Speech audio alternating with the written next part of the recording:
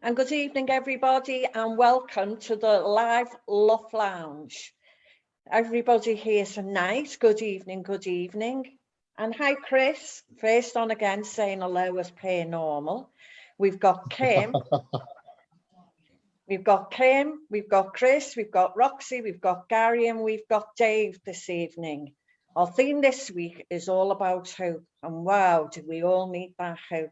I am now going to pass you over to our host, Mr. Dave Simmons. Cheers. Thank you very much, Barbara. Just a little heads up, the name's Simon, not Simmons. But yeah, welcome everyone, welcome. And I just want to put out there, if you can please like and share as much as you can. We want to try and get this out to as many people as we possibly can. We want to help as many people as we can. First of all, I would like to give out for Roxy. Is going to give us a life story, absolutely tremendous woman, and she's going to give a really, really powerful story. So I really, really hope that you enjoy it, and hopefully you get something out of it, just like we all do. We always get something out of it. So I will pass it over to Roxy. Thank you very much. There we go. I've unmuted myself. Can everyone hear me? Yes. Cool. Hey, I'm Roxy. There'll be a lot of people that will know me. So yeah. How it started, life story. Well, we've all got a story to tell. So my life story is about how I've combated a lot in my life with addiction, put myself through serious harm, and really done a lot to my family and friends. Well, you know, we all do when we're in addiction. But yeah, how my addiction started from when I was young. Suppose it were addiction, suppose we were watching, being around it, seeing, looking up to somebody in your life where you think, oh yeah, I want to be like them. So that's obviously Big Brother. So yeah, so watching him, I don't blame him now. I'm just discussing what I've seen and what I feel. So yeah, we're watching my Big Brother. He was going out, he was a raver, going out, getting off his head like you do back in 80s, 90s. I'd have been a teenager then. So yeah, watching him, thinking, oh my God, look at him, you know, he's wicked off his head, coming in from raves, police bashing through my door. Us as kids seeing it, watching it. Yeah, sort of, it gives you this sort of buzz, as it, even though you're not on anything, what they're doing. You know, it's excitement, seeing it, get that taste for it, being around it, even though it's family. I think it's influencing yourself. So when you hit the age of like 14, 15, you start dabbling then. You start getting connected around people smoking weed. So yeah, that's what I did. I started hanging around with people who smoke weed, started hanging around with people who was taking classes, taking a bit of whiz, taking a bit of anything you get your hand on, LSD. So then I started with just the little things, and it leads up to the big thing. So yeah, I started raving a bit myself. Weren't quite what my brother went to because he was a lot older than me. But yeah, I ended up hitting a few of the big rave scenes, enjoying life. Yeah, so I got into the LSD. But anything I took, I smoked weed, I batter it to there was nothing left. Got sick of it dead easy. Then I passed on to E's. Ate every E you can think of. Weren't strong enough for me. So yeah, just get greedy. With me, what it is, I'll take something for that long, I can eat off it. So a lot of people think, how can you do it? But with me, I can. So yeah, it's just starting with things like that. I think hanging around with and getting influenced, and then the big thing is with me, I start influencing others who hang around me. Oh, I want to try it. So, you know, I'm shoving it down their necks as much as they're shoving it down my neck. So yeah, so I ended up getting off my cake. I ended up pregnant quite early, so I had my oldest son. So then I had my own house then. So me, it was like when he went to his dad's, it was like party time. So party at Roxy's. So basically it was like having everyone round, introducing them to different bits of drugs when I took, what they'd been on, and then it just ends up where you just done this drug party, never sleep, always awake. Yeah, so yeah, it's literally, I'm thinking about it now and it's all coming back, because you don't really think about it till you start talking. So yeah, literally, my house was like a sesh house. And then when my son come back, it was all about being a mum. Not a full-on mum, I couldn't obviously say that, because I've still been coming down off all the substances that I've been on. So yeah, then I started like hanging around with another group of people, and I was still raving then. So I'm about 16, 17, still raving, still going out, still sneaking around, everything to the age of going on to my 18th birthday. And I could always remember my mum wouldn't get me anything because I was dabbling in drugs, and she was quite annoyed with me. So I can always remember that. Yeah, and I can remember meeting one partner who I met, going out raving with him, and he'd been into the heroin and all that. I didn't know what it was. I was blind to it. I was just one of these who had been into party drugs, highs, getting highs. So yeah, I remember coming home, being off my head off LSD and ecstasy, and thinking, right, I need something to come down with, because I just kept drinking all this brandy and all that and thinking it was good. And he was like, oh, do you want some of this? You know, you can smoke it, you can put it on foil. So I was like, is it going to get me down off these, off of cloud nine? He was like, yeah. So I tried it. Started with being sick off it a few times at first, but I never knew you could rattle it. I never knew what it was called. I didn't even ask. That's how greedy I were. I didn't take anything. So yeah, so I started smoking it. And I liked it. I thought, oh yeah, you know, it's blanking a lot out. It was giving me that more confidence than what I usually had. But I didn't know you could rattle off it. So I started smoking that, and I was getting a taste for it. So then when I get a taste for something, I start smacking it to death. So I thought, right, yeah, just here, chucking money at it, smoking it till I was walking around like John Major. I was dead grey. I remember one day, and I thought, whoa. I was just led there, just doing nothing. But it was like, I was thinking to myself, and I have to laugh about it now, because if I don't, I'll cry. I was thinking, I could remember sat there thinking, you know, is this all it does? Because I'm used to like dancing away and looking like 7 stone soaking wet through, but I was looking 7 stone soaking wet through, just sat there smoking this heroin. So it's like, all right, there's this other stuff, crack. And I was like, I said, what does this do? So it gives you an eye. So the first time ever having a pipe, it was like, it blew my head off. I didn't know what to do. I was like, looking around the room, like, what? You know, like, I can't explain it. It was like looking in loads of mirrors, but no mirrors were there. It was just me, high as a kite. And then he's going to me, are you all right? I'm all right. I said, yeah, dead slow, put another one on, you know, and that started that then. And I like the taste for that. Yeah, it was something else, you know. And I can remember being on it back then. It was like £20 a proper stone, and I was like, right, you know. And then where'd you get this money from? Where'd you get it from to pay for this? Because the benefits you're getting, you ain't paying for this. You know what I mean? Your benefits are 2 days of smoking both white and brown. So it was literally like we was going shoplifting. I was doing things that I'd never been in trouble. So I'm robbing people, feeling the need that I had to take from shops, feeling the need I had to steal for this drug, feeling the need that, you start cutting people out, you start disengaging with your family. I did with mine because I knew I'd rob off them, and I stole off any of them. So it was literally where I just had to find money for the drugs. And it was literally horrible. It was one of the horriblest things to think back to pushing a child around in a pram, going grafting for my habit, not for his needs, for me. So yeah, it's literally, when I look back, it sheds a lot of light on my experience of where I've been. But you can never get that back. And that's one of the things I think later on in life I did struggle with. But apart from that, I suppose it's who I am now today. So yeah, so get back on track. So yeah, I literally going out robbing, stealing. The next minute I couldn't steal from my life. So I was always in police station. I was always up in court for silly things. Always missing bail because I was that chaotic. I didn't know when bail were. I didn't know what bail was.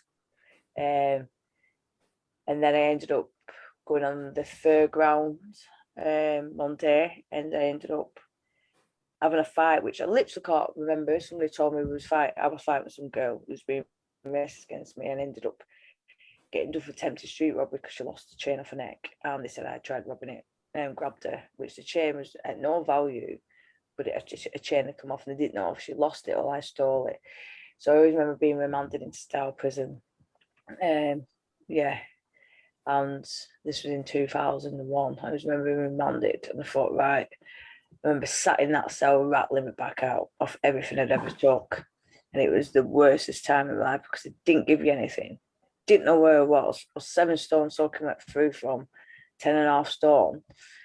I knew people in there, girls and that, from where my area, which looked after me, but it wasn't the point. You know, I literally thought, what is, and I think it's because I was on my own.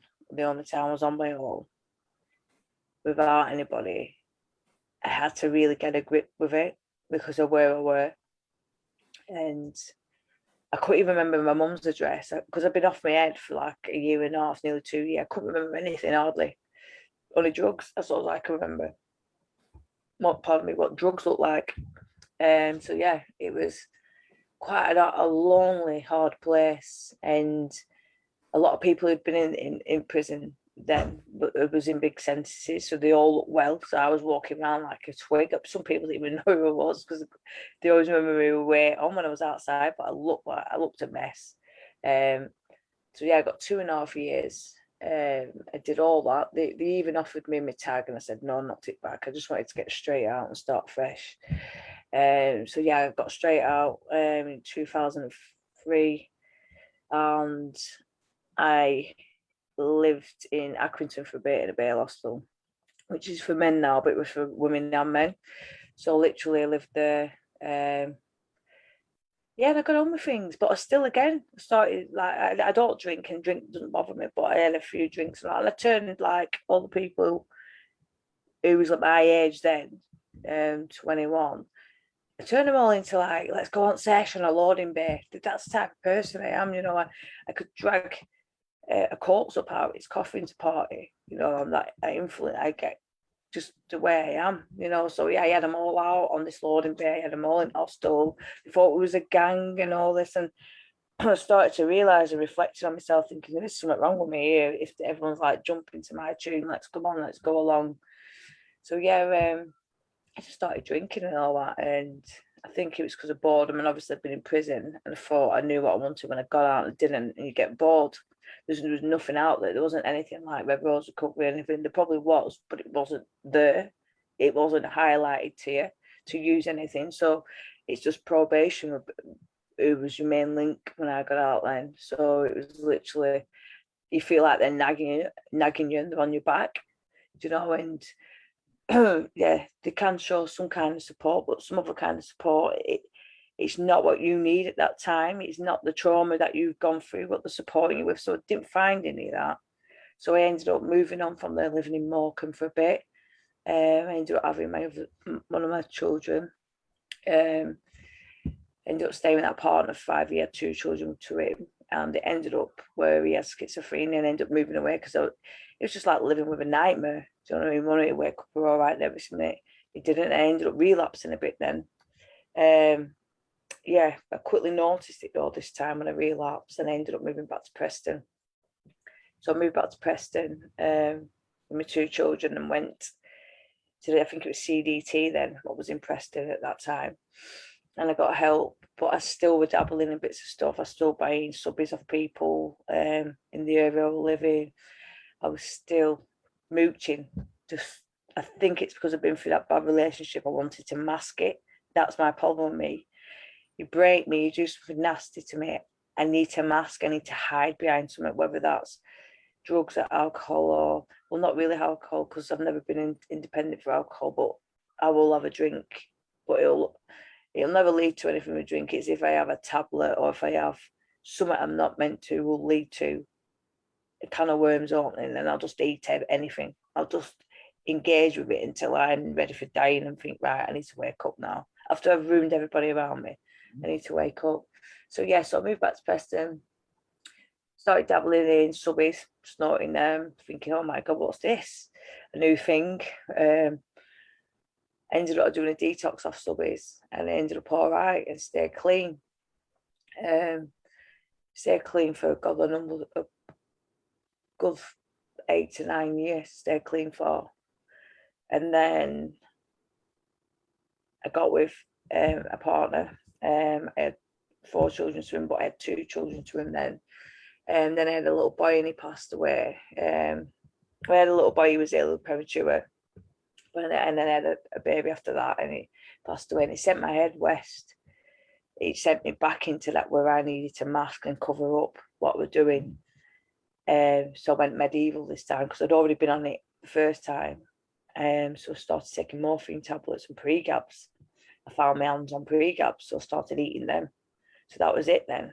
I was eating them, snorting them. I was having time in my life, losing days, staying awake, finding drugs, hunting people down, being in dens where I shouldn't be, not being a mum. Hospital were looking for me, trying to section me because I'd gone in a dark place. I can remember bits of it. I can't tell you 100%. But yeah, I was going out there working. I was robbing everybody. It was just, to me, it was like having time in life. It was like having a shopping trolley and chucking everything in it, going into shops and just emptying shelves. You know, I won't go into nick one thing. I'd go in this time because I literally knew the routine because I've been on the stuff before. You'd go in, you take a lot. So that's what I did. I went ruthless. I was worse around this time than I've ever been when I first done it. I was more nasty, more me, more I need, greedy, horrible, take anything off anyone. You know, I never went near my family. I tend to leave my family and I leave my kids and just put them to the side, but I'll go out there and I'll hit it hard. And I did. I hit it hard this time until literally I nearly killed myself, which I had to look in the mirror and think to myself, what am I doing? Even just getting contact and getting straight into things. It was hard with my kids, seeing them. It brought me, but it still didn't do out to my head. It still kept it just didn't register. So yeah, I ended up getting help again, went into a detox. Did the detox, went into recovery housing, and literally where I am, I didn't feel like that housing supported me. They did in some areas, but they didn't in others because I'm too headstrong. It is a loophole in something, I'll find it, you know. And I found that when we was in the houses and someone went chaotic in the houses, that for that night, if I felt like me as a person, as a strong person, people in the house were throwing this person out, which it shouldn't be our job. And it was just little things like that. And I was literally doing everything. I got involved with Red Rose Recovery. I started doing voluntary work. So I did the Amy Summit project. I can't think it's going to be it. I did that after a couple of other people did it, and it influenced me to do it. I did quite a lot, you know. I did a lot of things, which, and I still went to probation. I still see my children in contact centres, and I was still doing it and engaging. But being in the recovery housing wasn't being home, and I felt sort of let down in certain areas of like what I asked them. I felt like they could have supported you more instead of engaging like I did it, so you have to do it. I didn't find that helpful for somebody who'd been traumatized with certain areas of what they'd done in their life. I felt like it needed more where they had to understand that to help you to go forward. So that sent me a bit like negative. And when I go on negative with someone, I can't think because I think they're not doing the job. Because things where they don't explain stuff, throw you into NA. I never knew what NA were. It works for some people, but I didn't take to it because I sat back and I just watched how the groups and stuff were. But I did like some of the people that come, and I built friendships with them, and I still friendships with them on the Facebook. But yeah, it can be quite hard when you're in a dark place, and I found myself going into dark places with not having that kind of support I should have had. We all needed with being in my own recovery, because it's my own recovery, and I felt let down and perceived of where people were with me in the houses, the staff, you know, like I've been in a rapid detox. A social worker rung up them and explained something different about my results in my Hirschstrom test. Well, if it weren't for my drug worker at CGL explaining, well, she's been in a rapid detox, so Hirschstrom's going to be like this. So you should be going off your own test at this housing. But they didn't. They slammed me in front of an office full of people, you know, and that made me feel like, well, I'm not doing this. It sends your head west when you're trying. It can break you as a person. I think that's what it did, because it traumatized me in my head. I thought, no, I'm not doing this. I'll show you. So I did. I stuck up for myself, and I showed them that I never used and all that. But doing it takes that much energy and time off you. When you've done a rapid detox of coming off methadone, so it took that out of my head. I just thought, you know what, I need to go and use something. I need to settle. I need to put myself in. I made myself worse by going and using instead of going to CGL and speaking to who I should have spoke to, and the support, or speaking to a friend, speaking out. And I wish I had done that now, because I wouldn't have gone back out there again and started trying to kill everybody for drugs. You know, it's literally just how hard it is. And then it's seeing my family driving past me suffering, you know, dying to grab me and kidnap me and saying, do you know, what are you doing? You know what I mean? You're second to oldest. What are you doing? Well, yeah, it can be quite daunting. It can be quite heartfelt and traumatizing. And I do feel like I did put a lot on myself for not going to ask people for help, you know, and I should have. If I'd have just asked someone and said, look, I'm going through this in my end, and this is what they're doing to me in these houses. I need help. I need headspace, you know, and probably I'd have got a bit of a clarification of somebody. Probably I'd have got a bit more support, but I didn't. I did what Roxy always does: go and use it and be better off, forget about it. So then it got me kicked out of the houses. So yeah, I let a few people down in the houses, because we had a good team of us. So yeah, I ended up on Wonders again. What seemed like forever. It was only about just under a year or something. But to me, it feels like I've been off my head for about 2 years, because you end up looking like not that person anymore. So yeah, I remember looking in the mirror and thinking to myself, I can't do this. You know, I'd been to doctors. He said your liver's failing you, and you know your skin's not looking the best, and you lose loads of weight and nourishment. You know, a family doctor was normally from being a baby. You know, it was very hard. So I literally just had to take the choice of going and do a detox and get away and do a detox with family watching over them, and I did. And it was the hardest thing I had to do, because they seen what I went through and I seen them. So yeah, I've been clean now. I'll be 2 years in September. But yeah, I've done it. I've stuck to the odd paracetamol. I've had toothache. I've not looked at any signs. I've been up and down with people, losing people, friends and that. And it's not turning this time, because I understand myself a bit better. You know, I've finally found peace with what I've done and who have been around and what I've done. Like, people who've done nasty stuff to me, I still walk past them, but I've said hey to them, because I forgive them, because I know that's not them, and I know that wasn't me. Do you know? And it's just that time and place when you're off your head and you meet somebody, you're all out for yourself. So yeah, it's been hard, but I'm back on track. I got what started me on the straight and narrow was I got a job with Shelter. That was my first job. I was a grow trainee with Shelter, what taught me a lot. Then I was an involvement officer, which is a very high grade. It was high grade 3, and it was quite intense for me for what I knew. So I worked at the best of my ability to do that job, and I did a 6-month contract with them. And then I come out of that and I found a job with Red Rose Recovery and getting a community engager. I nearly said shelter engager, community engager, because Red Rose has always been a part of my recovery. And I've always felt if I can help 1 out of 10 people who's been in my situation and identify with them, what I've been through, to help them to come through a better recovery, that's where my heart's set, and that's where I found peace for myself, of being back in my own central and working with a good team at Red Rose Recovery. Yeah, I think that's everything for me. I think I've nagged everyone's ears off. But yeah, I've nothing else. That's me finished. Thank you everyone for listening. Cheers. Thank you so much for that, Roxy. That was really, really powerful, and like, well done for staying clean. I mean, you're an inspiration for everyone.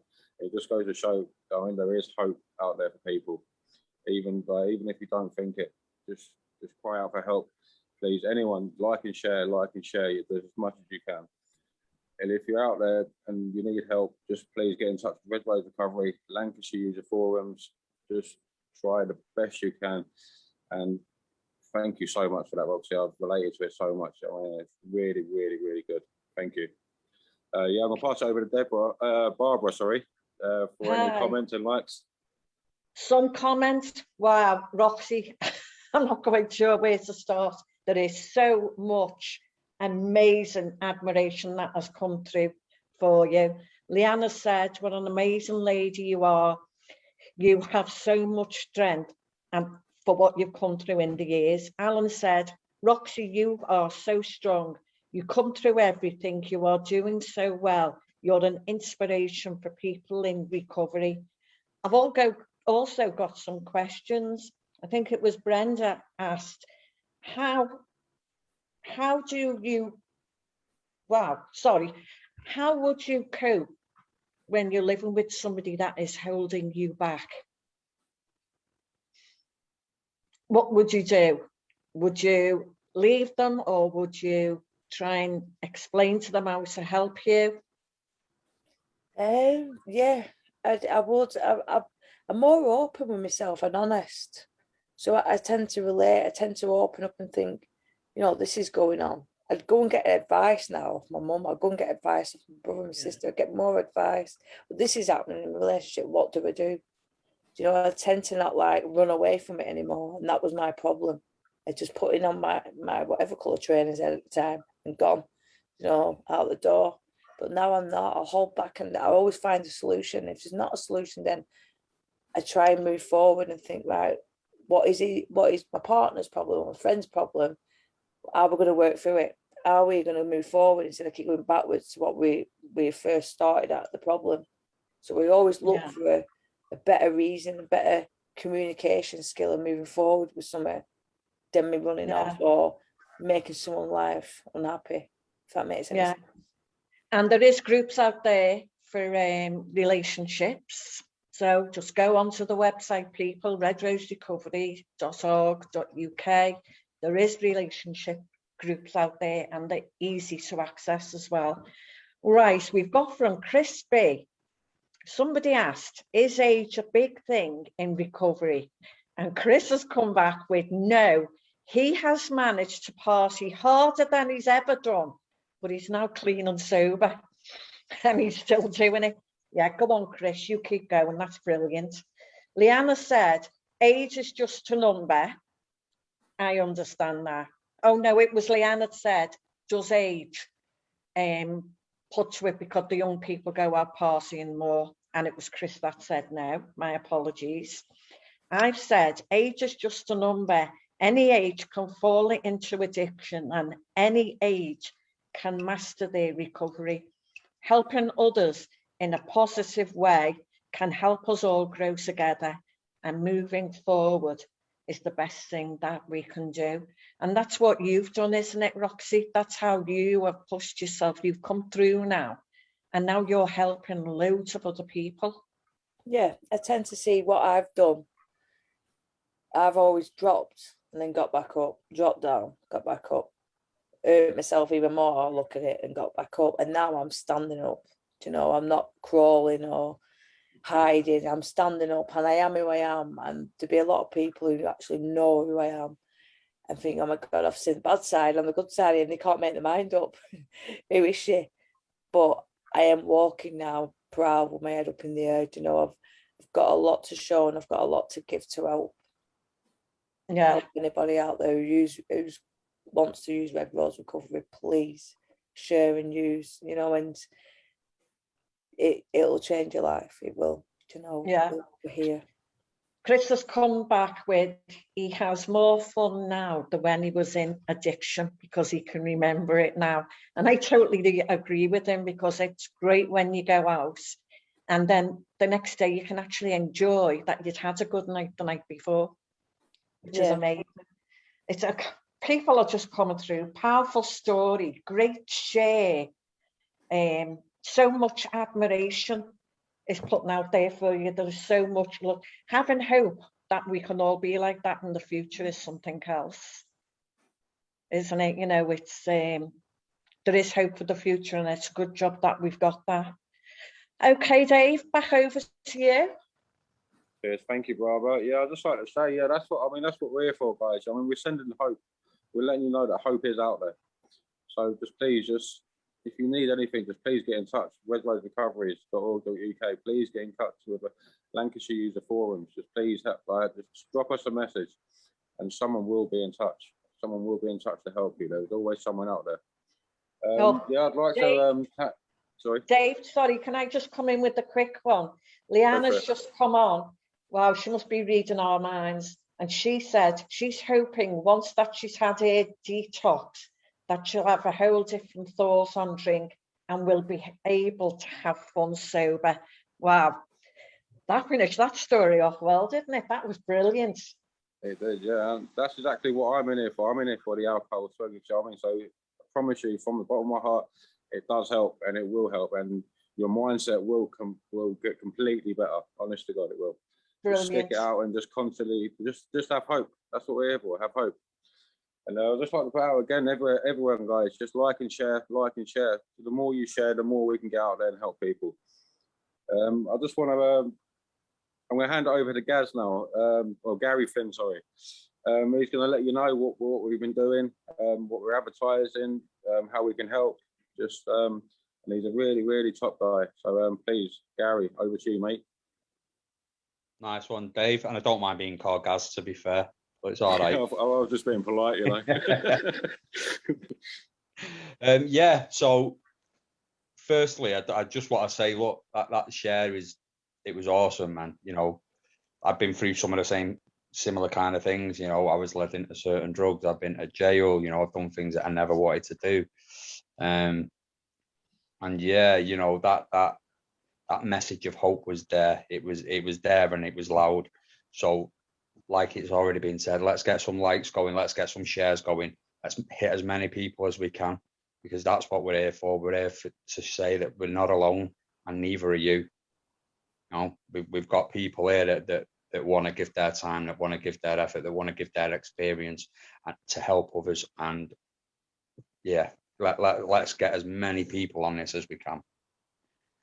Right, so over to what I'm here for. I'm here to talk about some of the events that we've done, some of the events that are coming up, and how to get involved in that.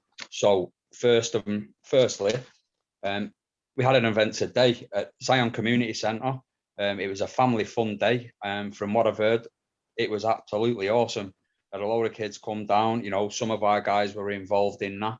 And it was just community, it was just getting connected with that local community again, you know, because that's what we need. We need to be getting connected. We need to be going out and seeing what people want and seeing, you know, helping people. So we're going to them, you know, and that's what it's about. So yeah, up and coming events on the 27th of August from 11 o'clock to 2 o'clock. We have a pizza making group that someone's quite cleverly called the Slice of Advice. Yeah, and that's a 6 weeks course. So yeah, that's at the Grange Community Garden, just off Furs Trees Avenue in Ribbleton.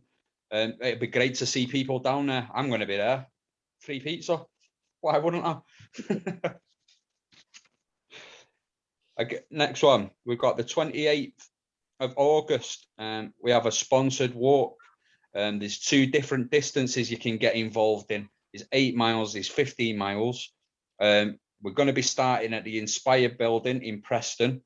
We're going to be finishing at the St Anne's prom.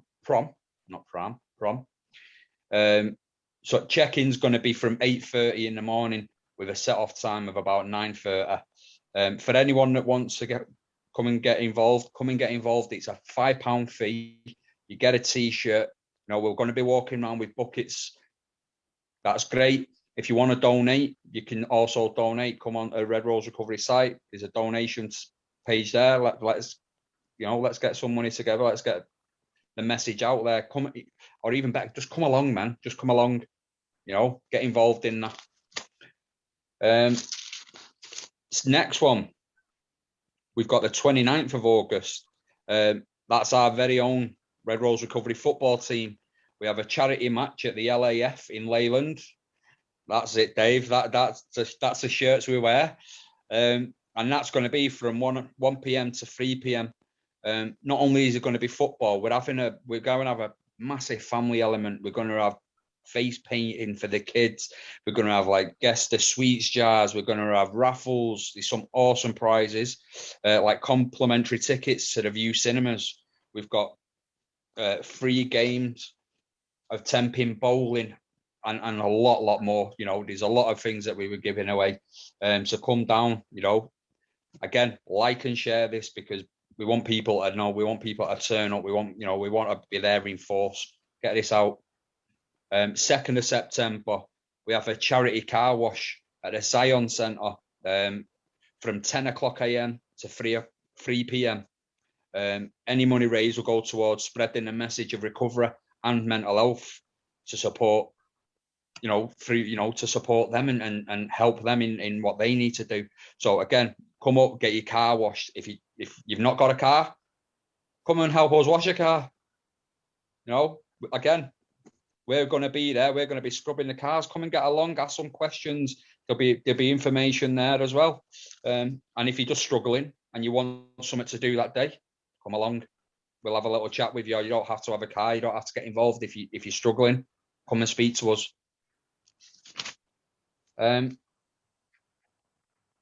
So also we have a competition on our Twitter, Instagram, and Facebook. And this is to win a LUF hoodie and t-shirt. All you have to do is like the post, share the post, tag your friends in the comments. If you are entering, if you enter on all 3 social media platforms, you get free entries. But you must be following the accounts to win. So get following them accounts, get signed up, get involved. And lastly, on the 3rd of September, we have a community gateway event called Let's Grow. This is off Pedders. Is it Pedders? I hope it's Pedders, because that's how I'm saying it. Pedders Lane, Ashton on Ribble. For more information, keep an eye out on our social media sites, because unfortunately, I don't have all of the information to hand. So look on them sites, and as soon as we know, we're getting them on there. So again, log on. Let's see what's going on. So all I'd like to say is thank you. Let's get everybody involved. Let's like and share about these events, because it's not just about us going out and standing there. It's about you coming to us as well. You know, you come to us, have a chat, get involved, get connected. You know, and that's what we're here to do. We're here to connect with you. But we can only do that if you like, share, and get involved. All right. Thank you very much for that. Yes, thank you very much for that, Gaz. Like we say, guys, just like and share as much as you can. We're building hope. I mean, not just for the people in addiction, but also for the people who are out of addiction. I mean, you don't have to be in addiction to come and get involved with these. I mean, come and show us support. Show support to the nation. We want to get everyone out there. Everyone, we want to spread it along the world if we could. Trust me, now we could. But we want to get it out as much as we can. So please like and share, and just hope for the best. We always do. I always do. I love hoping. It's the best way forward. So I'm gonna pass it across to Barbara again. See if we've got any likes and comments. Well, yeah, it's gone berserk. Pedders Lane, I think, Gary, that is the last place that you mentioned. That's where it will be taking place. Gary, can I ask you, why do you do all these things? I do all these things is because people were there for me. You know, I got out of jail last time and there was no one. I had nothing. I had no one. I've got out this time, you know, and I've connected with Red Rose and LUF and, you know, the football team, and I've got, you know, and that's inspired me to get involved. Watching people that have gone before me, then people that have supported me, saying they've done it for free, they've done it because they wanted to, and that made me want to. You know, I just want to give a little something back, because what I've got is life. I've got a life. I've got friends. I've got connections. I've got hope, and I just want to pass that back out there. Couldn't get a better reason than that. That's amazing. What I'm amazed at is the people have now come on, and they're all giving one another ideas of how to keep themselves busy in recovery. We've got walking, walking the dog, reading, camping, cooking, going on groups, Zoom meetings, footballs, going and eating pizza, and going out with Chris on one of his wild rave nights. So we've got all sorts of brilliant ideas coming through. I'm going to push a little bit for SCEM now. That is where I'm based. And it's been a very long time since we've been able to have face-to-face up here because we had nowhere to do it. I've just been able to book a room in a place called Quarry Bank in Skelmersdale. And I'm there every Thursday from 10 in the morning till 2 o'clock in the afternoon. We're starting off with face-to-face, one-to-ones, just come and chat, tell us your troubles, your woes, whatever help you need. If I can't find it, I'll find somebody else that does. Then we're going to have a connect and craft group. Don't be thinking this is just for women. It doesn't matter. It's a come in, sit down, have a cup of tea, a coffee, have a few biscuits, have something to eat if I can scrounge us off the shop. And it's just to connect.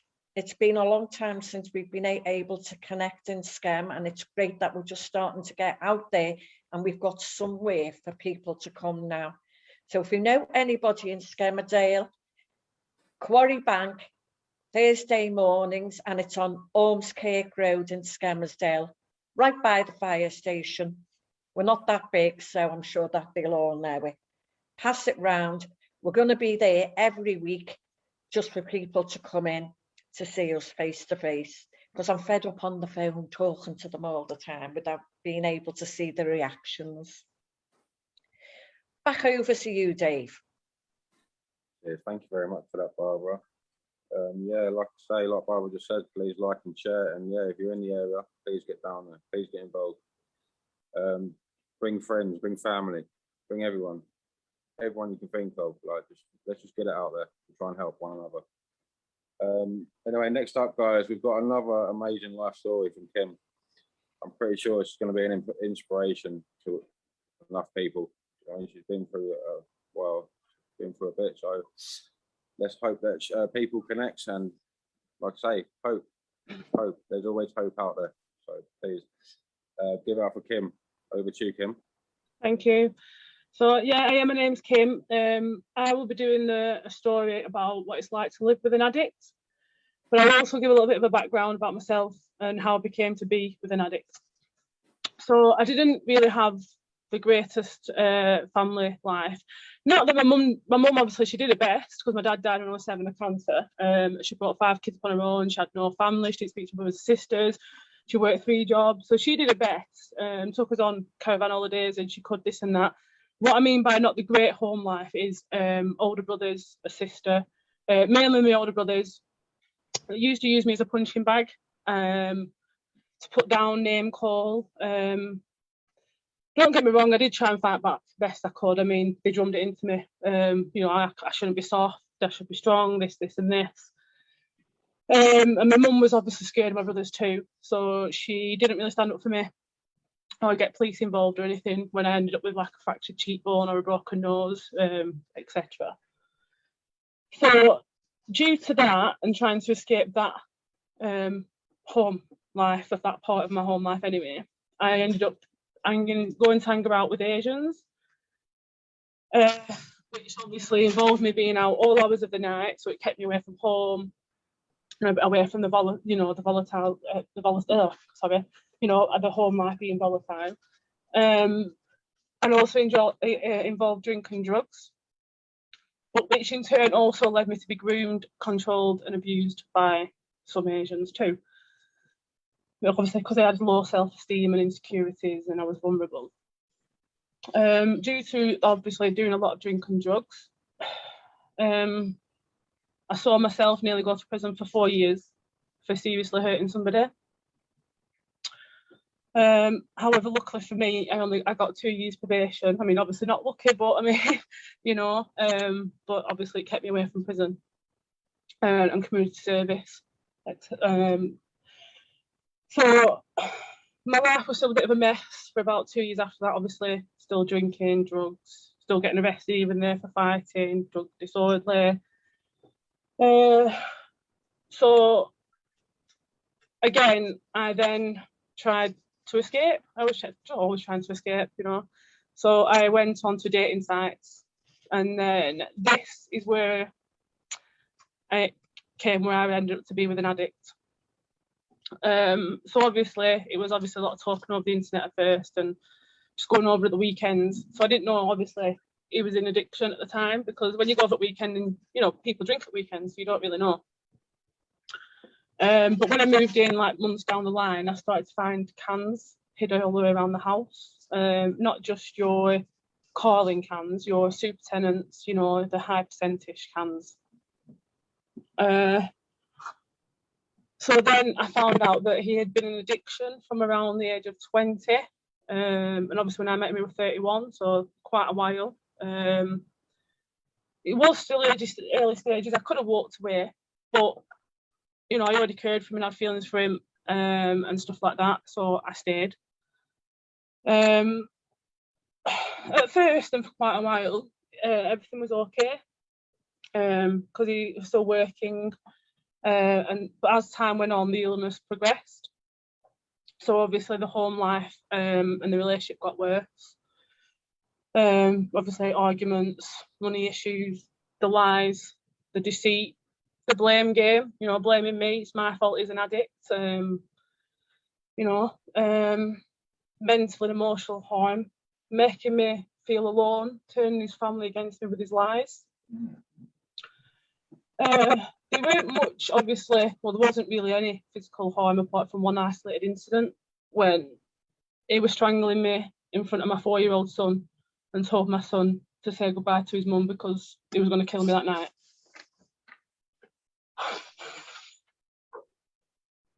Gosh, Karen, that is something else that you've had to deal with there. That goes a few steps beyond anything. Wow. Thanks, Barbara. So obviously the police got involved, and he wasn't, his bail conditions, he wasn't allowed to be near me or the place I lived, in the town or anything. So again, I was left alone with my son, but also his 2 children, because his 2 children live with him. That's a different story, man. But yeah, so there's been many things, and I mean many things that have happened over. I mean, I've been with him 14 years now, but obviously the first 9 of it was in his addiction. So there's been a lot of other things that have happened, and it's literally too long for this platform for me to go into. So I'm just trying to put what I can in here. And some of it is his story to tell, so I'm not going to put it all in. In that time, he'd had about 10 home detoxes, which obviously I had to help, obviously giving the tablets and stuff and monitoring. He went off sleeping rough on Brighton streets on and off for about 2 years. Every time he went, I went looking for him to bring him back. I got him on a detox, last a few weeks, and he'd relapse again, and he'd go off again. So I had to live with constant worry, stress, sleepless nights. And ironically, I used a drink as well as my coping mechanism to help me sleep. Silly, I know, but I did. And when he went back, I still didn't sleep, and I still worried because I used to think that he was going to die in his sleep, so I had to stay awake to make sure he didn't die. Or also think that he was just going to go off and leave again. So it never stopped, the worry, the stress, the sleepless nights. The last time he went off, he was set on fire in a doorway while he slept in a shop doorway in Brighton. Someone had put lighter fluid on his sleeping bag and set him alight. So I made the journey again, and I went down to find him. And I don't know. I mean, I'd said it probably thousands of times. Like, I'm not doing this anymore. I'm done. You know, this and this. But obviously, I carried on. And I said it again this time. But I felt different when I said it too. But I think he obviously couldn't do it either anymore, because when he came back home, he did a detox, and he went to rehab, a Thomas project in Blackburn. But who Red Rose actually got us in touch with me in the first place, so thank you to them. And he's now nearly 6 years sober. But what it's like, sorry, Barbara, go on. No, I've just said, wow, that's amazing. But like living with an addict and what it does to you, it's obviously, like I mentioned a little bit back then, it's emotional harm, the mental abuse, you know, your financial issues. You neglect yourself and your children. I mean, don't get me wrong, and it's not like I didn't feed my child or you know, bathe him or stuff like that, but my focus was all taken up for my partner and trying to get him better. You know, I was socially withdrawn. I didn't really go out with friends much and stuff because I was worried that he wouldn't be there when I got back. I became codependent on him. So like when he went to rehab, I had a breakdown. It's because, like I said, because my life was consumed by him. So it's like when he went to rehab, I felt I had no purpose. Like I didn't know what my identity were anymore, you know. So I had a breakdown. So obviously, you know, difficult sleeping, worry, anxiety, depression, crying all the time. But like being with an addict as well, you feel resentment and ashamed and embarrassed. Like when I used to walk the streets with him and he's picking dog ends up off the floor or he's asking people for money, you know, and stuff like that. It's just embarrassing. Frustrated, taking it out on your own child and your friends and your family. And it comes to something when your partner's gone off and you're crying and your own 5-year-old son says, "It's all right, mummy," because he'll come back again. And your 5-year-old's looking after you. You know, that's not how it should be. No. Don't really know else much to say. I've tried to put it in there as quick as I could because I didn't want to talk for too long. But none of it goes away. I mean, so and I probably shouldn't, but sometimes I still feel a little bit of resentment now. And I still worry now. I know it's 6 years now, you know, it's not like it's 6 weeks or 6 months, but it's nearly 6 years and I still worry that it's going to go off sometimes now. So it doesn't go away for a long time, but I didn't seek any help. I got told about Al-Anon support groups and obviously all the services, but I said, no, I'm strong. And I think that came from being drummed in again from, you know, brothers, you know, we're strong, you know, we don't need help, you know, you do it on your own. So I think that's obviously what caused my breakdown too. So I think what I'd say to people is, you know, don't do it alone, you know, do seek help. Don't forget who you are. Remember who you are, take care of yourself. I can't say more, sorry. That is amazing. Don't have me whinging. Once I start, I won't be able to stop. Wow. The things that have come through, you're so strong and you inspire people in the groups and keep your head up. You're amazing. It shines through in your strength. Strong lady, you're amazing. And Shelley has sent, you are one heck of an amazing woman.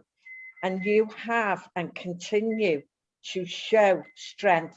She is pleased to know you and she is unbelievably proud to call you a friend. You are truly amazing.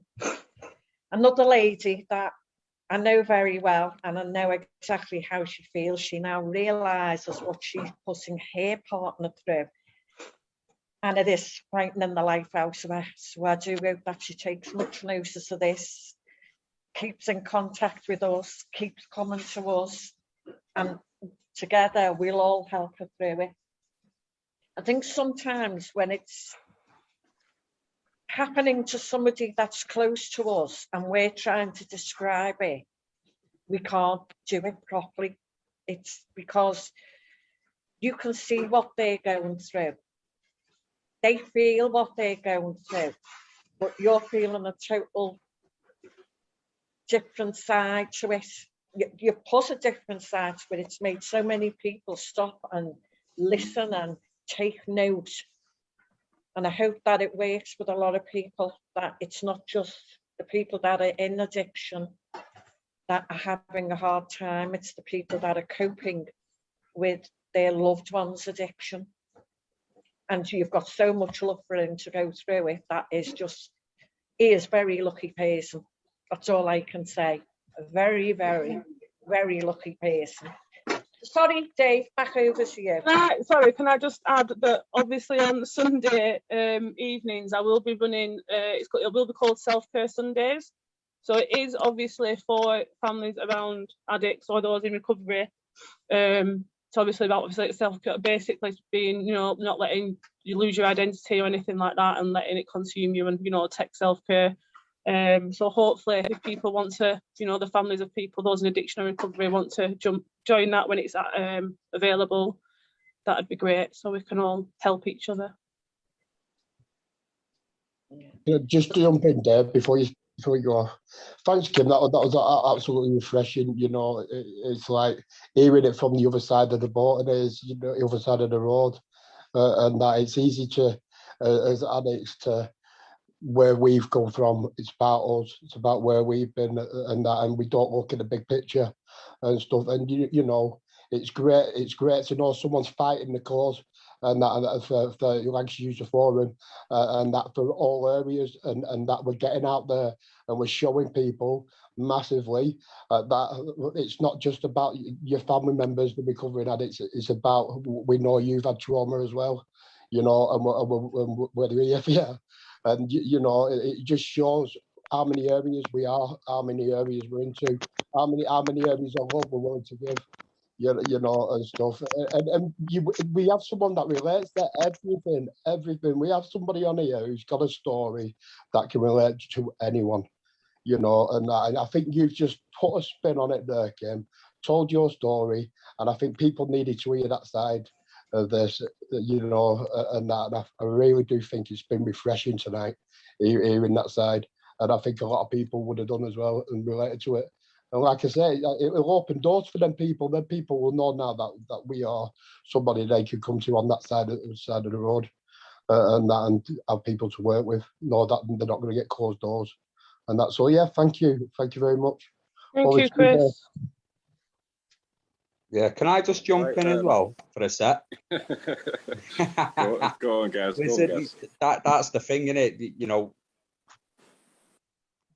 we are as addicts very selfish and self-centered, and we don't understand sometimes what we put our loved ones through, you know, and that perspective, that, you know, all I want to say is, if anybody can relate to what Kim was saying on the you know, living with an addict, get in touch with us as well, you know, come down to the events. We've said it we've said it a few times on here. It's not just about that addict, it's about their connections and their family, and, you know, their support, because they are just as much as in it as we are. You know, they go through everything we go through, you know what I mean, without being selfish. They're selfless, they're staying there, they're the complete doing the exact opposite. You know, it's awesome that people have family and loved ones that stay with them, but we need to remember sometimes that we put them through some stuff. You know, we put them through some stuff, and they deserve help as well. They deserve support. So yeah, just keep liking and sharing. Kim, awesome. Thank you very much. I really do appreciate it. Thanks, guys. Sorry, can I just jump in? We do have a group on Zoom. We have 4 families, partners, friends of anybody that's in addiction. Go onto the Red Rose Recovery website and have a look. It is there, you'll be able to get on, and I know it's very well attended, and it's helped an awful lot of people, help them to understand what everybody is going through, and it's helped them to understand addiction, which is something anybody that's got an addiction will tell you. We don't understand it, so how the hell can we explain it to somebody else? Sorry, back to you, Dave. Are we sure this time? Yeah. No, we're not. Yeah, I just want to say thank you so much for that, Kim. It really was heartwarming and heartfelt, shall I say? Sorry. And to be fair, I had to put a lump in my throat at one point because, like the others just said, like us addictions, we don't realise what we put people through. I never realised what I put my ex-partners through, or say my family. The amount of times my family tried to help me, and I always just threw them away. And I've been there as well. I've lived on the streets, and it's horrible. It's horrible. And like I say, I mean, for you to stand there by your partner for as much as what you have, it just shows what a big heart you've got, and you're so you really are caring. And yeah, to be fair, I think we need a lot more people like you in this world, to be honest. So, Am I caring and got a big heart, or I just glutton for punishment? Oh. Yeah, no, you generally are. I mean, you seem like a genuinely caring person. You are. You're amazing. To be fair, you're absolutely amazing. To do what you've done, I mean, you are amazing. Thank you. Thank you so much, and I really hope that it's reached out to people and gave people hope. I mean, that's what we're doing here. Like I said, I want to say again, that's what we're doing. It's I mean, we're giving people hope. I mean, just like I say, like and share as much as we can. That's what we want to do. We want to help people, not just for people in addiction, but for people that it's affected, people that we've affected. I mean, during our addiction. So, yeah, I'm actually lost for words, to be honest. I think it really was. And you know what, there? Do you know what, there? I also think it shows what great resilience our family members have got, what Kim's got. Do you know what I mean? What the family members have got. It shows all the good qualities and, you know, all that courage it's took to come through the other end of this and stuff, you know, because they're fighting. They've been fighting every day. We've been surviving. They've been fighting, you know, and that's a fact. And they'll carry on fighting, you know, like Kim's just showed tonight. She's shown humbleness, she's shown the love, she's shown the emotion, and you can see, you know, she genuinely's got love in her heart, do you know what I mean? And that for her partner and stuff, you know, and cares about how where he's going. She's fighting still for that part, you know, she wants good to happen, she wants, you know, and that's what loved ones do for us, you know. We're survivalists and they're the fighters, mate. And I think that a lot of family members don't realise this. I think they get like discouraged like that because we hurt them that much. They get that down and battered by our emotional trauma, what we cause them. And I think they lose fact of just how resilient and how strong and how courageous they really are. And that, you know, and the good qualities, you know, that everything that they've done is based on just really just sheer decency and love and respect and just all them beautiful things that humanity should about, isn't it? You know, and that to me is just, that is amazing. That to me is the way the world should be, you know. And I think beautiful people like Kim, like other family, you know, like my family, like your family, Dave, like Gary's, like every other addicts out there. You know what I mean? And that not only family, other people's families, you know, every addict's family in the world and stuff. You know, it's like there is hope. We're the hope today. We're the hope for these people today, Dave. We're the hope for them people today, and every other recovering addict that's come through, and give our family members the hope. Do you know what I mean? To give them the chance not to have to be a fighter anymore, to be secure and safe in the knowledge that the loved ones are going to be all right. You know, they don't have to worry and fight anymore and stuff, you know. And we've caused this. So listen, Kim, you know, I take me out after you. I think you're courageous. I think you're a fantastic person. I think you're a humble person. I think you're an absolutely lovely person. You know, we have some great laughs and stuff. You know, you're sheer honest. You know, you're decent. You're a breath of fresh air. So yeah, I just take me out. All right, Chris, you don't have to big me up that much. Listen, well, I won't then sort your hairdo out.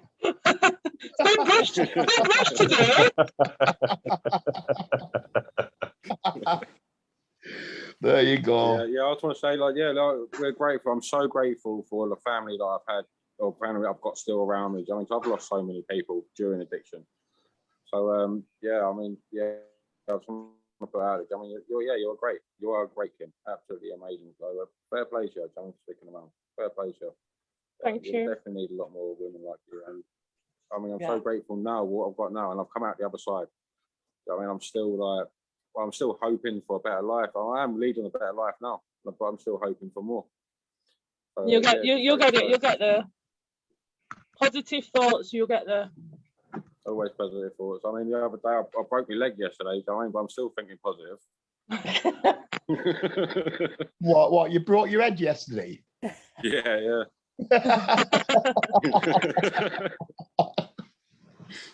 Well, I spent the whole day down the hospital.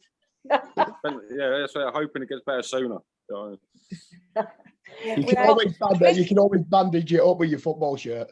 The one behind him. Yeah, that's it. We're advertising. You know, I covered. Get out there. Red Rose, a bit of Red Rose, bit of LUF. Get out there.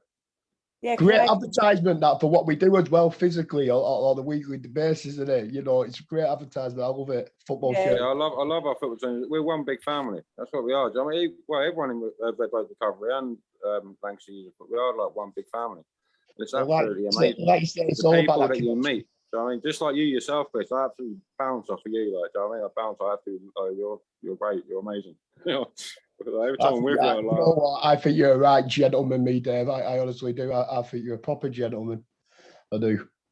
Oh, don't tell so many people that, man. I've got a rep to be. Oh, you're gonna bring tears to my eyes. And I thought that was sweat. I've got a comment here of Chris B. He has said the world is a much easier place when we connect and share our burdens. And Brenda, who has put a lot of things on tonight, says, well done, everyone. That's for us. You're helping me and others, thank you. And we're on a roll tonight, she said. Oh, thank you. I'd just like to say to Kim as well, thanks for your friendship, Kim. And yeah, you share are brilliant. You know, and it highlights how close I am with my brothers and sisters. But I do feel if I had gone my way, you know, would we have been that closer? But because they've seen what I've been through, it's brought us closer. You know, they've realised when we all share each other's bit of experiences, what they've gone through and what I've gone through, what I've put them through, because it's a blank to them. And that's what I recognise in your story, Kim, is that with my brothers and sisters, it's, to me, life stopped with my addiction. Theirs carried on, and I missed out so much what I had to literally, when they talk about stuff, I've not been there at them events or been around the birthdays and the children and nephews and nieces. So it highlights just so much we can do, but now we can talk about it, you know, because that's the way we connect as a family now. At one time, we just wouldn't. So Yeah. totally identify with you, Kim, you know, and respect to you, everything you said, you know, and even those little tears, I didn't realise you had them, Kim. But yeah, I always see strong, Kim, like, come on, Roxy, let's go. Sleeping bag time. That's what I learned, to put on the strong shell. I've always been very soft on the inside, but a very hard shell on the outside. Again, going back to family telling me I have to be strong, and then trying to be the strong person to try and get my partner better from drinking. And then obviously it cracked a bit when I had the breakdown. I'm quite a bit more of an emotional person these days, actually. So you might see more. Well, I'm first on the phone to Kim if I get stuck without, like, and I can't register, I'm like, my mind's going blank, but I ring Kim. I guarantee she'll answer, but she'll ring straight back and I'm on phone to somebody else. So like, I've got to go, Kim's ringing me. But yeah, it's good, and it, you know, it always brings to light when we all share, you know, even though we all have met each other through car wash and whatever, not, it's good to actually sit here and just talk and just recognise each other and who we are and what we are today. And it's brilliant, you know, because we're all here. So, yeah. Yeah, so like I said before, I mean, we're all from different backgrounds. Like for me, for example, I'm 300 miles away from my hometown. But no matter how far our background goes, we've always got something to give, and we've always got something to relate to. So, and it's just amazing how much. I mean, everyone has to give, and everyone has to offer.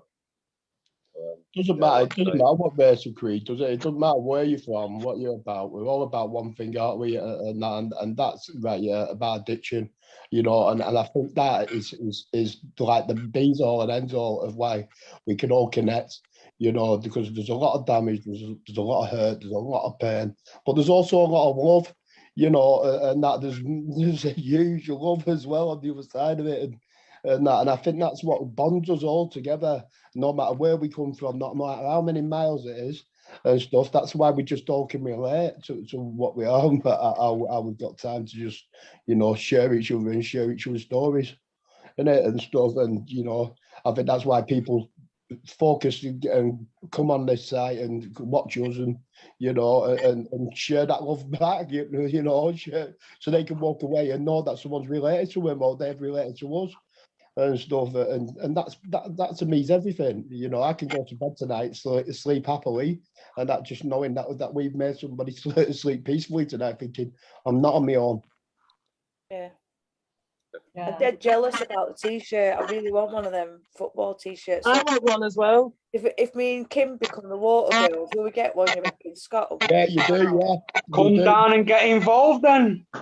Well, Gary, I've got some more raffle stuff. The raffle on the football.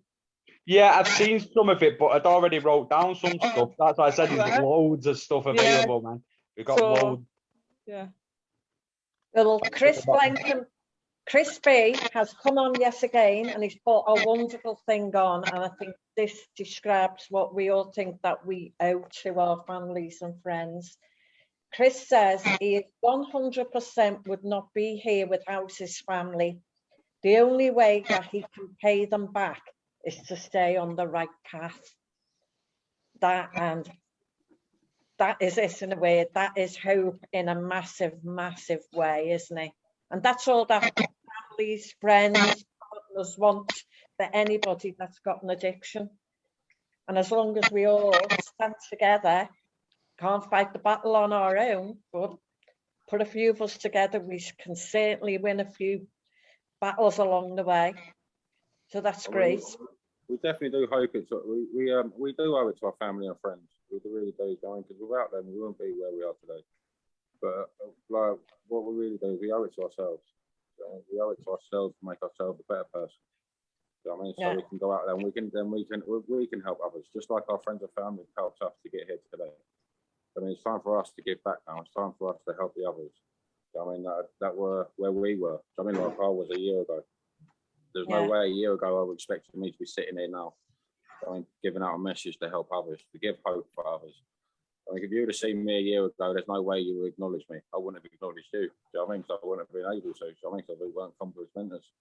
But you know what I mean, like a year down the line and look at us. You know what I mean, we'll want to give back. I mean, so it's time for us to give back. So yeah, we owe it to our friends and family, but we owe it to ourselves to give back to others. Yeah, I've had a couple of comments that were sent for me. I'd just like to say thank you to them people. They know that I'm always here, and anytime, just anytime, they'll know what I mean. I'm not going to read out what they've put. My head will just. No, I've got a little message for you, Barbara. Actually, my little sister Shannon, she watches this, and she absolutely loves you. She thinks you're absolutely great. She does. I mean, she's only. Must be this wonderful accent. Yeah, I think that's what it is. Like, yeah. She watched it last time I was on it. She sent me a message. She thinks you're absolutely smashing. She absolutely loves you. I'm Barbara. I'm crazy. How do you do? Sweet and simple. Thank you. Shut up, or I'll start telling you some of my funny jokes. Come on, the Friday night group people. Yeah, come on the Friday night group people. You will hear some absolutely awful jokes. All of them. Okay, back to you again, Dave. I think we haven't really got much. Yeah. We was meant to have a couple of other people, but they haven't showed up. So, like I want to put out there again, please like and share. Like and share as much as you can, people. We want as many people as we can out there. We want to help as many as we can. I mean, if any of you are struggling, please just come on to redroserecovery.org.uk. Come on to Lancashire User Forum. Drop us a message. We will be in touch, and we will do absolute best to help you. Yeah. Red Rose Recovery helped me so much, and not even to that. I mean, just for like say Preston Recovery Homes as well. I just want to put them out there. I mean, if it went for them, I still wouldn't be here today. I mean, they helped me a hell of a lot as well. So just be out there as well. Yeah, definitely, you know, and that everybody just get involved. It be a family, be a community, you know, be it recovery, you know, but be it just coming down to our charity events or anything. There's something open for everybody out there. There's something we're doing that covers any of your problems. You know, there's always somebody at the end of the phone, like one of me has said before. You know, there's always somebody with the 2 ears that are willing to put one of them out for you, and I give you what you need to hear. And that's a loving couple, you know, a loving couple of ears, and that ready for you to just talk about what's going on with you, you know. And that's what this is what Lancashire User Forum and Red Rose Recovery is about, and stuff. You know, we've got the leadership, we've got everything. We just loads of things we've got, you know, and that just go on the website, just like us, yeah, just get on that website, just get plugged in with us, and you know, you'll find the love. You'll find the love. Even if you just want a good laugh, you can come down and watch us old boys play football. So, I mean, that'll cheer you up. And don't forget, people, we have more than just Facebook platform. We have a Twitter, we have an Instagram, you know, so if you want to get involved, you know, I know some people don't like Facebook, so get involved in them, you know, get them downloaded, get them following, you know, follow them, give a like and a share. Right, I have to go, but before I go, I just want to remind you about this competition, you know, across all 3 platforms. Please get involved. Yeah, like we said, we're giving up t-shirts and hoodies. So yeah, just get involved, man. Just share, just get on and show some support. You don't have to, like lads have said, you don't have to be an addict to be involved. You can be a family member, you can be a friend, you know, because we need your support. You know, if it weren't for yous, we wouldn't be here. That's fact. If we didn't have the people around us that support us, the people like Kim, you know, our other families, we would not be here. So get involved with us, you know, and we can work with that. Thank you. Thank you, Gary. Thank you for that, guys. Thank you, mate. Thanks, You're a top Gary. bloke, and all. Thank you, guys. Nice one, Gary. Wow, we've covered a lot of points tonight. It's certainly shown everybody out there just how strong us women are. Oh, brilliant. We are. We can be as strong as men when we need to be. We're I just a love bit how more that was put in active. at the end, Barbara. I love that. You've been saving that all night, haven't you? Yeah. Yeah, well, to be fair, I can second that though. Do you know what I mean? Because without my missus, I wouldn't be where I am today. Do you know what I mean? She's absolutely amazing. She does a lot for me, and I'm so grateful. I mean, Chris Rainey's met her, and like, yeah, she's great. She's absolutely one in a million. I wouldn't be here without her today.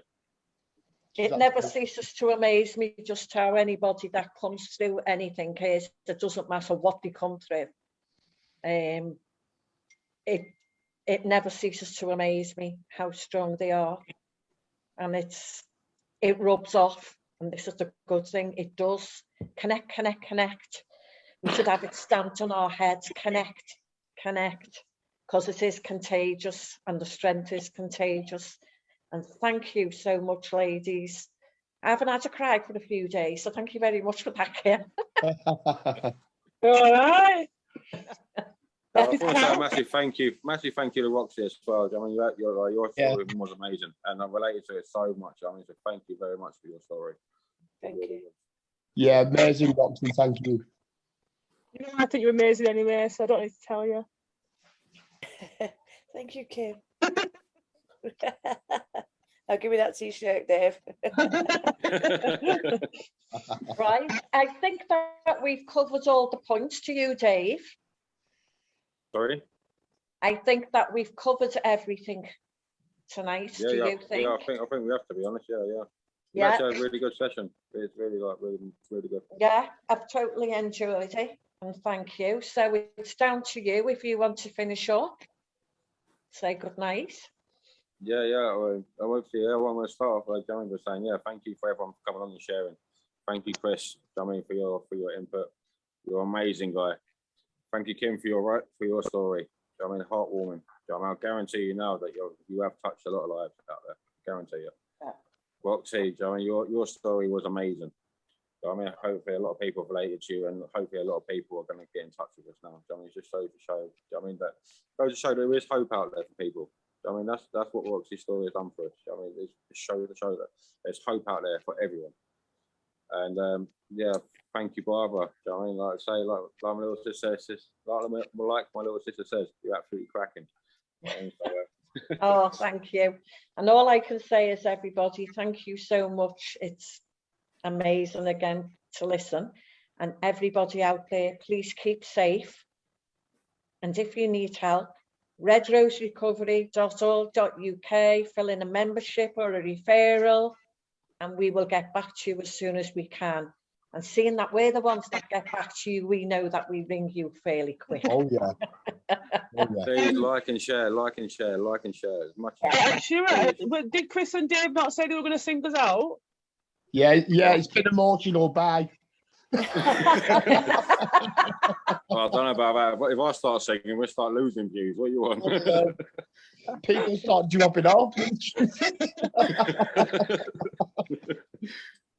Right, okay, people, I think that we'll call it there. Good night to everybody. Thanks for listening in. I hope some of it's gone to your hearts, and please carry it with you.